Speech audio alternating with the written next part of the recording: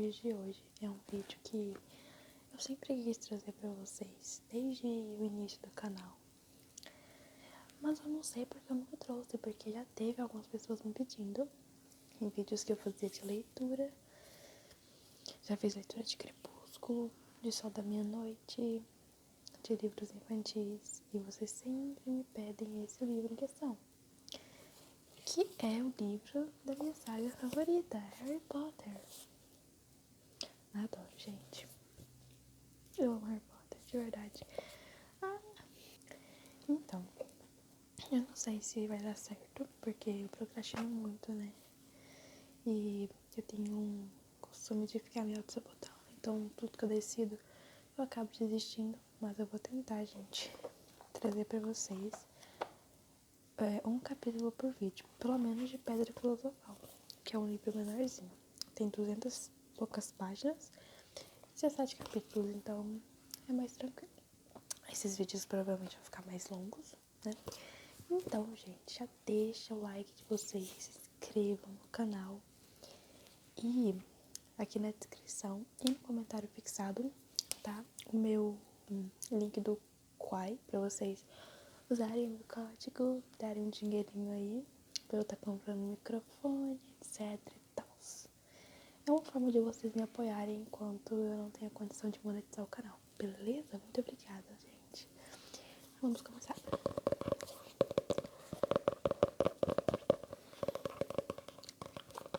Harry Potter e a Pedra Filosofal. Eu tenho esse livro nessa edição aqui. O Harry voando na vassoura. O livro tem vários detalhes bonitinhos. Coruja, Dumbledore, acho que é ele, né? A chave, enfim. Eu espero muito que, caso você goste muito, de cachorro, caso você goste muito de Harry Potter, mas você não tenha oportunidade de ler, de comprar o livro, que você goste da minha leitura e que seja uma forma de você absorver a história. Mas caso você não tenha condição de comprar o livro, comenta aqui no comentário que a gente entra em contato e eu te passo o PDF do livro grátis pra você, beleza? Vamos lá, agora de verdade. Harry Potter e a Pedra Filosofal. Capítulo 1. O menino que sobreviveu. O senhor e a senhora Dursley, da Rua dos Alfeneiros número 4, se orgulhavam de dizer que eram perfeitamente normais. Muito bem, obrigado. Eram as últimas pessoas no mundo que se esperaria que se metessem em alguma coisa estranha ou misteriosa, porque simplesmente não compactuavam com esse tipo de bobagem. O Sr. Dursley era diretor de uma firma chamada Grunnings que fazia perfurações. Era um homem alto e corpulento, quase sem pescoço, embora tivesse enormes bigodes. A Sra. Dursley era magra e loura, e tinha um pescoço quase 2 vezes mais comprido que o normal, o que era muito útil porque ela passava grande parte do tempo esfichando por cima da cerca do jardim para espiar os vizinhos. Os Dursley tinham um filhinho chamado Dudley, o Duda, e em sua opinião não havia garoto melhor em nenhum lugar do mundo. Os Dursley tinham tudo o que queriam, mas tinham também um segredo, e seu maior receio era que alguém o descobrisse. Achavam que não iriam aguentar se alguém descobrisse a existência dos Potter. A Sra. Potter era irmã da Sra. Dursley, que não se viu havia muitos anos.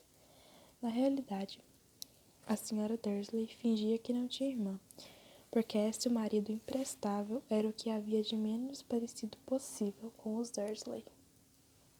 Eles estremeciam só de pensar o que os vizinhos iriam dizer se os Potter aparecessem na rua. Os Dursley sabiam que os Potter tinham um filhinho também, mas nunca o tinham visto.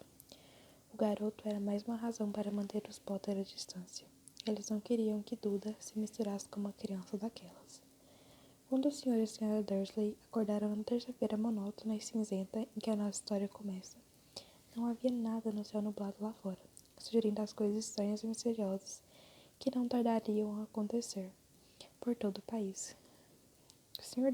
Dursley cantarolava ao escolher a gravata mais sem graça do mundo para ir trabalhar, e a Sra. Dursley fofocava alegremente enquanto lutava para encaixar um Duda aos berros na cadeirinha alta.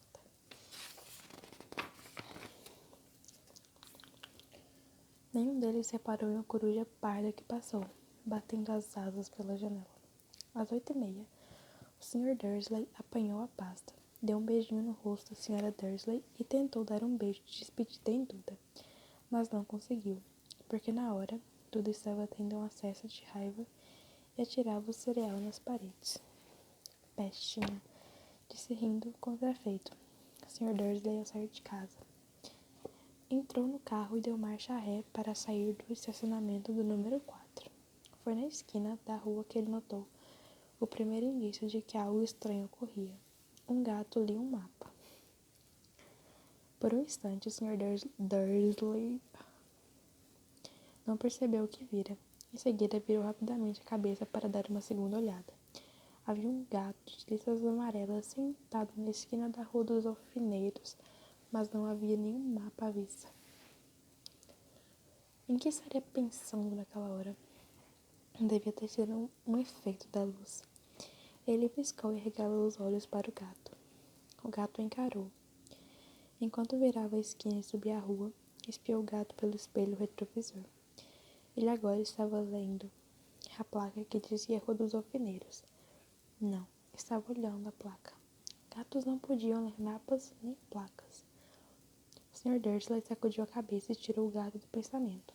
Durante o caminho para a cidade, ele não pensou em mais nada, exceto no grande pedido de brocas que tinha esperanças de receber naquele dia. Mas ao sair da cidade, as brocas foram varridas de sua cabeça por outra coisa. Ao parar no costumeiro engarrafamento matinal, não pôde deixar de notar que havia uma quantidade de gente estranhamente vestida andando pelas ruas. Gente com capas largas. O Sr. Dursley não tolerava gente que andava com roupas ridículas. Os trapos que se viam nos jovens. Imaginou que aquilo fosse uma nova moda idiota. Gente, cachorro chato, meu Deus. Vai assim mesmo, gente. Desculpa, se meu cachorro começar a latir, eu paro, tá? Mas isso aqui acho que não dá pra estar tão nitidamente. Tamborilou os dedos no volante e seu olhar recaiu em um grupinho de excêntricos parados bem perto dele. Gente do céu.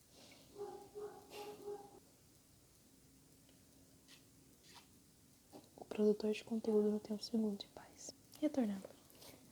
Cochichavam excitados. O Sr. Dursley se irritou ao ver que alguns deles nem eram jovens. Ora, aquele homem devia ser mais velho do que ele e usava uma capa verde esmeralda. Que petulância. Mas então ocorreu ao Sr. Dursley que se tratava provavelmente de alguma promoção boba. As pessoas estavam obviamente arrecadando alguma coisa. Devia ser isto. O tráfego avançou e alguns minutos depois o Sr. Dursley chegou ao estacionamento da Grunnings, o pensamento de volta às brocas. O Sr. Dursley sempre sentava de costas para a janela de seu escritório no nono andar. Se não o fizesse, talvez tivesse achado mais difícil se concentrar em brocas aquela manhã. Ele não viu as corujas que voavam velozes em plena luz do dia, embora as pessoas na rua as vissem. Elas apontavam e se espantavam enquanto coruja atrás de coruja passava no alto. A maioria jamais viram a coruja, mesmo à noite. O Sr. Dursley, porém, teve uma manhã perfeitamente normal sem corujas. Gritou com 5 pessoas diferentes. Deu vários telefonemas importantes e gritou mais um pouco. Estava de excelente humor até a hora do almoço, quando pensou em esticar as pernas e atravessar a rua para comprar um pãozinho doce na padaria defronte. Esquecera completamente as pessoas de capas, até passar por um grupo delas próximo à padaria. Olhou-as com raiva ao passar. Não sabia o porquê, mas elas o deixavam nervoso. Essas cochichavam agitadas, também, mas ele não viu nenhuma latinha de coleta. Foi ao passar por elas, na volta, levando uma grande rosca açucarada em um saco, que entreouviu com as palavras o que diziam. Os Potter, é verdade, foi o que eu ouvi. É o filho deles, Harry. O Sr. Dursley parou de repente. O medo invadiu. Virou a cabeça para olhar as pessoas que cochichavam como se quisesse dizer alguma coisa, mas pensou melhor. Atravessou a rua depressa. Correu para o escritório. Disse rispidamente à secretária que não incomodasse. Agarrou o telefone e quase terminara de discar o número de casa quando mudou de ideia. Pôs o fone no gancho e alisou os bigodes, pensando, não, estava agindo como um idiota. Potter não era um nome tão fora do comum assim. Tinha certeza de que havia muita gente chamada Potter com um filho chamado Harry. Pensando bem, nem sequer tinha certeza de que o sobrinho tivesse o nome de Harry. Jamais vira um menino, talvez fosse Ernesto ou Eduardo. Não tinha sentido procurar a Sra. Dursley, ela sempre ficava tão perturbada à simples menção da irmã. Não a culpava, se ele tivesse uma irmã como aquela, mas, mesmo assim, aquelas pessoas de capas. Achou bem mais difícil se concentrar nas brocas aquela tarde. E quando deixou o edifício às 5 horas, continuava tão preocupado que deu um encontrão em alguém parado ali à porta. Desculpe, murmurou, quando o velho me cambaleou e quase caiu. Levou alguns segundos até o Sr. Dursley perceber que o homem estava usando uma capa roxa. Não parecia nada aborrecido por ter sido quase jogado ao chão. Ao contrário, seu rosto se abriu em um largo sorriso. Ele disse numa voz esganiçada que fez os passantes olharem. Não precisa pedir desculpas, caro senhor, porque nada poderia me aborrecer hoje. Alegre-se, porque você sabe quem finalmente foi-se embora. Até os trouxas como o senhor deviam estar comemorando um dia tão feliz. E o velho abraçou o Sr. Dursley pela cintura e se afastou. O Sr. Dursley ficou pregado no chão. Fora abraçado por um completo estranho, que também achava que fora chamado de trouxa. O que quer que isso quisesse dizer, estava abalado. Correu para o carro e partiu para casa, esperando que estivesse imaginando coisas, o que nunca esperara que fizesse, porque não aprovava a imaginação. Quando entrou no estacionamento do número 4, a primeira coisa que viu, isso não melhorou seu estado de espírito, foi o gato listrado que notara aquela manhã. Agora ele estava sentado no muro do jardim. Tinha certeza de que era o mesmo. As marcas em volta dos olhos eram as mesmas. Chispa, disse o Sr. Dursley em voz alta. O gato não se mexeu. Apenas lançou-lhe um olhar severo. Será que isso era um comportamento normal para um gato? Pensou o Sr. Dursley. Continuava decidido a não comentar nada com a esposa. A Sra. Dursley tivera um dia normal e agradável. Contou-lhe durante o jantar os problemas da senhora do lado com a filha e ainda que tudo aprenderem uma nova palavra. Nunca. O Sr. Dursley tentou agir normalmente. Depois que Duda foi se deitar, ele chegou à sala em tempo de ouvir o último noticiário noturno. E por último, os observadores de pássaros em toda parte registraram que as corujas do país se comportaram de forma muito estranha hoje. Embora elas normalmente caçem à noite e raramente apareçam à luz do dia, centenas desses pássaros foram vistos hoje, voando em todas as direções desde o alvorecer. Os especialistas não sabem explicar porque as corujas de repente mudaram seu padrão de sono. O locutor se permitiu um sorriso. Muito misterioso. E agora com Jorge Mendes, o nosso boletim meteorológico. Vai haver mais tempestade de corujas à noite, Jorge? Bom, Eduardo, disse o meteorologista. Não sei lhe dizer, mas não foram só as corujas que se comportaram de modo estranho hoje. Ouvintes de todo o país têm telefonado para reclamar que, em vez do aguaceiro que prometi para ontem, eles têm tido chuvas de estrelas. Talvez alguém ande festejando a noite das fogueiras uma semana mais cedo este ano. Mas posso prometer para hoje uma noite chuvosa. O Sr. Dursley ficou paralisado na poltrona. Estrelas cadentes em todo o país, corujas voando durante o dia, gente misteriosa usando capas por todo lado e um cochicho. Um cochicho a respeito dos Potter. A Sra. Dursley entrou na sala trazendo 2 xícaras de chá. Não adiantava, teria que lhe perguntar alguma coisa. Pigarreou nervoso. Petúnia, querida, você não tem tido notícias de sua irmã ultimamente? Conforme esperava, a Sra. Dursley pareceu chocada e aborrecida. Afinal, normalmente fingiam que ela não tinha irmã. Não, respondeu ela seca. Por quê? Uma notícia engraçada, murmurou o Sr. Dursley. Corujas, estrelas cadentes, e vi uma porção de gente de aparência estranha na cidade hoje. E daí? Cortou a Sra. Dursley. Bem, pensei, talvez tivesse alguma ligação com, sabe, o pessoal dela. A Sra. Dursley bebericou o chá com os lábios contraídos. O Sr. Dursley ficou em dúvida se teria coragem de lhe contar que ouvira o nome Potter. decidiu que não. Em vez disso, falou com a voz mais displicente que pôde. O filho deles.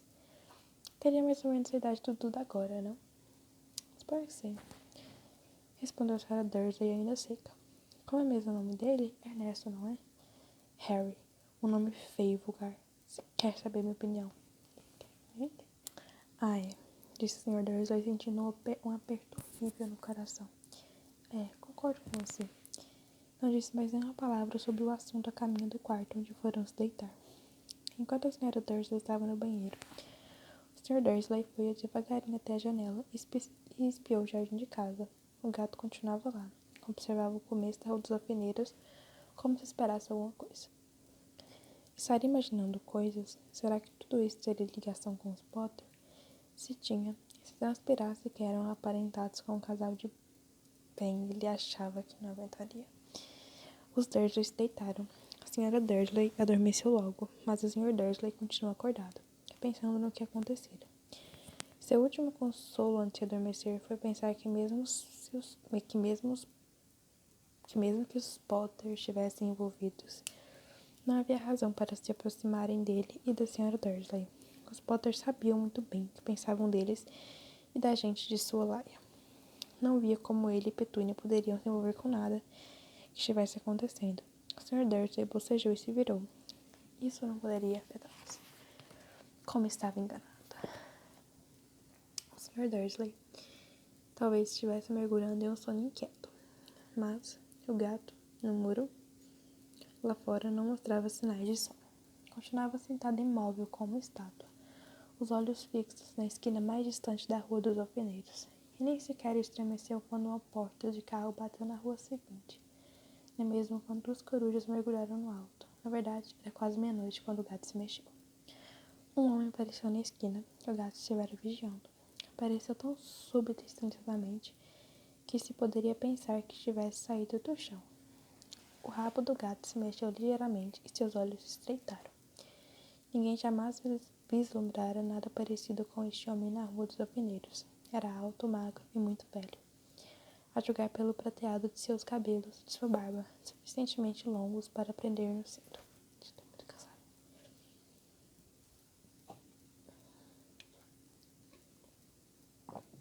Desculpa.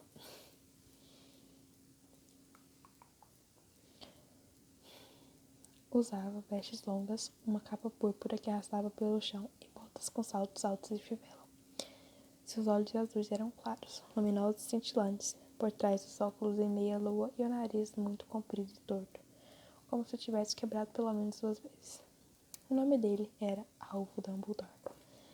Alvo Dumbledore não parecia ter consciência de que acabara de pisar numa rua onde tudo, desde o seu nome às suas botas, era mal visto.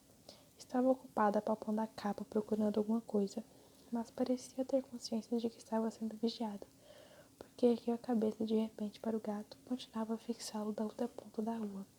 Por algum motivo, a visão do gato pareceu divertida. Deu uma risadinha e murmurou: eu devia ter imaginado. Encontrou o que procurava no interior da capa. Parecia um isqueiro de prata. Abriu, ergueu o ar no ar e o acendeu. O lampião de rua mais próximo apagou-se com um estalido seco. Ele o acendeu de novo. O lampião seguinte piscou e apagou 12 vezes. Ele acionou o apagueiro, até que as únicas luzes acesas na rua toda eram 2 pontinhos minúsculos ao longe. Os olhos do gato que o vigiava. Se alguém espiasse pela janela agora, até a Sra. Dursley, de olhos de contas, não conseguiria ver nada que estava acontecendo na calçada. Dumbledore tornou a guardar o apagueiro na capa e saiu caminhando pela rua em direção ao número 4, onde sentou no muro ao lado do gato.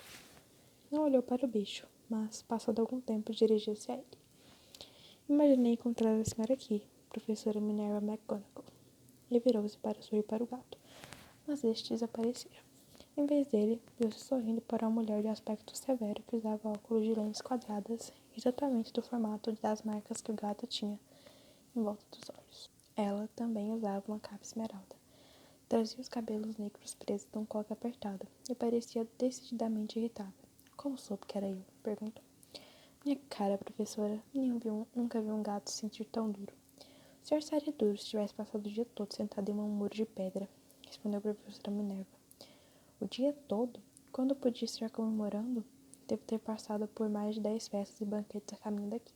A professora fungou aborrecida. Ah, sim, vi que todos estão comemorando, disse impaciente. Era de esperar que fossem um pouco mais cautelosos, mas não, até os trouxas notaram que alguma coisa estava acontecendo. Deu no telejornal. Ela indicou com a cabeça a sala escura dos Dursley.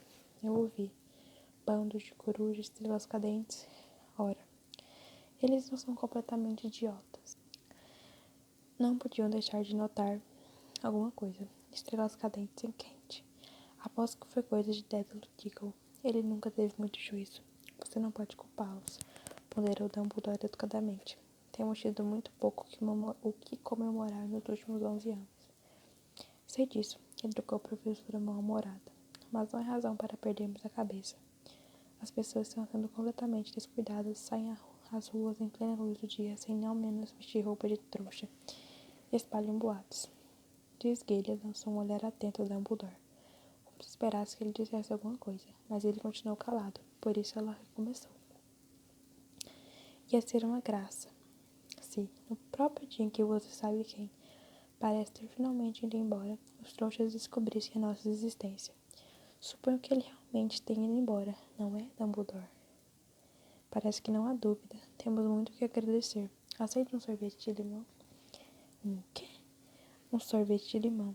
É uma espécie de doce dos trouxas, de que sempre gostei muito.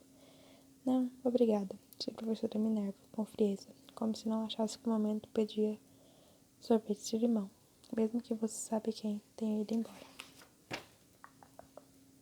Minha cara professora, com certeza uma pessoa sensata como a senhora pode chamá-lo pelo nome. Toda essa bobagem de você sabe quem, há 11 anos venho tentando convencer as pessoas a chamá-lo pelo nome, e recebeu, Voldemort.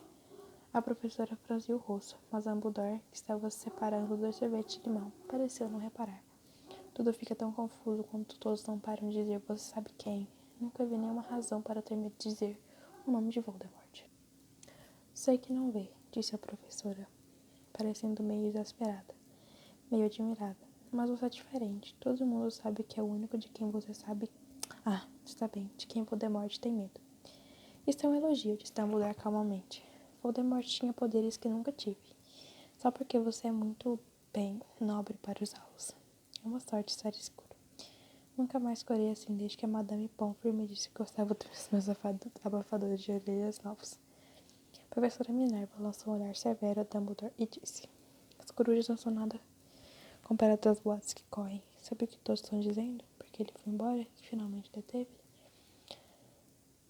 Aparentemente, a professora McGonagall chegara ao ponto que estava ansiosa para discutir a verdadeira razão pela qual estivera esperando o dia todo em cima de um muro frio e duro. Porque nem como gato, nem como mulher, ela fixara antes um olhar tão penetrante em Dumbledore como agora. Era óbvio que seja o que fosse que todos estavam dizendo. Ela não iria acreditar até que Dumbledore confirmasse ser verdade. Dumbledore, porém, estava escolhendo mais um sorvete de limão e não respondeu. O que estão dizendo? Continuou ela. É que na noite passada, Voldemort apareceu em Godric's Hollow. Foi procurar os Potter. O boato é que Lilian e Tiago Potter estão mortos. Dumbledore fez que sim com a cabeça. A professora Minerva perdeu o fôlego. Lilian e Tiago, não posso acreditar, não quero acreditar. Ah, alvo. Dumbledore estendeu a mão e deu-lhe um tapinha no ombro. Eu sei, disse deprimido. A voz da professora Minerva tremeu ao prosseguir. Não é só isso. Estão dizendo que ele tentou matar o filho dos Potter, Harry, mas não conseguiu. Não conseguiu matar o garotinho. Ninguém sabe o porquê nem como, mas estão dizendo que na hora que não pôde matar Harry Potter, por alguma razão, o poder de Voldemort desapareceu, e é por isso que ele foi embora. Dumbledore concordou com a cabeça. Sério? É verdade. É verdade? Gaguejou a professora. Depois de tudo que ele fez, todas as pessoas matou. Não conseguiu matar um garotinho. É simplesmente espantoso. De tudo que poderia detê-lo, mas por Deus, como foi que Harry sobreviveu? Só podemos imaginar, disse Dumbledore. Talvez nunca cheguemos a saber. Professora Minerva pegou um lenço de renda e secou com delicadeza os olhos por baixo das lentes dos óculos. Dumbledore deu uma grande fungada ao mesmo tempo que tirava o relógio de ouro do bolso e examinava. Era um relógio muito estranho. Tinha 12 ponteiros, mas nenhum número. Em vez deles, pequenos planetas giravam à volta. Mas devia fazer sentido para Dumbledore, porque ele o repôs no bolso e disse: Hagrid está atrasado. A propósito, foi ele que disse que eu estaria aqui, suponho. Foi. E suponho que você não vai me dizer por que está aqui, não em outro lugar. Vim trazer Harry para o tio e a tia. Eles são a única família que lhe resta. Você não quer dizer... Você não pode estar referindo às pessoas que moram aqui, exclamou a professora Minerva, pulando de pé e apontando para o número 4. Dumbledore, você não pode. Estive observando a família o dia todo. Você não poderia encontrar duas pessoas menos parecidas conosco. E tem um filho. Viu dando chutes na mão até a rua, berrando, porque queria balas. Harry Potter veio morar aqui. É o melhor lugar para ele, disse Dumbledore com firmeza. Os tios poderão lhe explicar tudo quando ele for mais velho. Escrevi-lhes uma carta. Uma carta? Repetiu a professora com voz fraca, sentando-se novamente no muro.